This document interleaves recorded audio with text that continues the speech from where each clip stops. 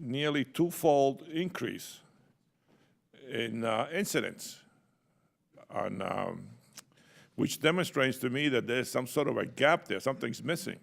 How can we be insisting on all these safety factors and we still have increases and increases? What is the gap? What are we not doing? And I'm very concerned because I come from an area in New Jersey, I think there's a pipe underneath every brick. I mean, it's very congested. There are a lot of old pipes. I don't even think people know where some of these pipes go. And we're constantly having incidents where people keep breaking into the pipes and, and there's an incident. So, Director, how do we get twofold increase? Well, Congressman, thank you for the question, and I absolutely appreciate your concern. And having spent many years working up in northern New Jersey, I understand your perspective with regards to pipeline. First of all, you have my assurance that, at least in my time as the administrator at PHMSA, that I will do everything possible to make sure that the men and women at PHMSA work hard every day to improve pipeline safety. There's much more we can do, and every day we discover new opportunities for safety that we really work to try and pursue. I do believe that through a series of regulations, through inspections and enforcement, and continued use of technology and innovation to help drive safer pipelines, that we can close the gap that you talk about. Are you insisting, or are you making an effort, or somebody is making an effort to identify where these pipes are?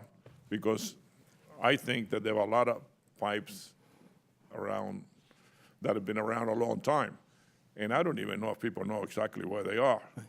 And the other problem that we had in the Edison issue that we had in 1994, the firemen would not go into the fire because they didn't know what was there. So what have we done to make sure that the safety of the firemen is guaranteed when they show up at these incidents? Can you? Yes, Congressman, that is a big problem.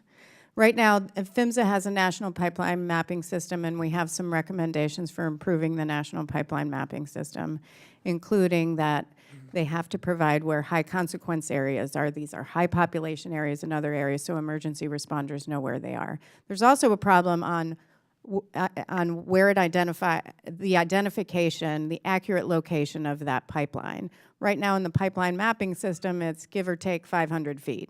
If you're a responder, that's a big deal. And so what responders need, and you're going to hear from the fire chief later today, is they need to know exactly where the pipeline is. They need to know what's in it. They need to know who the operator is. They need to have a relationship with that operator. It's like me. I tell operators all the time, if the first time you meet me is on the scene of an accident, it's not going to be a good day.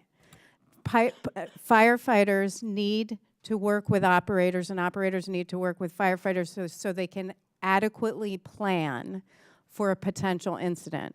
They need to know not just what's in the pipeline, but what the worst case scenario discharge is going to be if there's an incident. They need proper training, they need equipment, and in order to get training, fire departments need to have funding to backfill that position so that people can go get that training. We have so many communities in New Jersey. We have 561 communities, I think. And I think every community should know exactly what goes through their community so they can fight it if there's an incident. And I don't know if that is happening. That is not a requirement. What's that a requirement? That communities are not informed. Well, I mean, there is some pipeline education and awareness program that is required under PHMSA regulations, and I'm sure the administrator can talk about that. And so some information does go out to the community about what's operating, but the specific information, like how much and what exactly, people won't know that in real time. But Yeah, and Congressman, if I may, and again, I want to underscore Member Hamidi's concerns. I mean, prior to coming to PHMSA, my 40 years in the railroad had a long history in your state of New Jersey of working with emergency responders to provide real-time information about the commodities that are moving through those 500-plus communities in northern New Jersey where railroads operate. And I think the same is true of what we need to do in the nation's pipeline community. I think it's a topic that we need to address more fully, but certainly anything that we can do to help ensure the safety of America's emergency responders with regards to response to pipeline or other surface hazardous material type incidents, we need to be working on collaboratively to do that. My time is up. Thank you very much.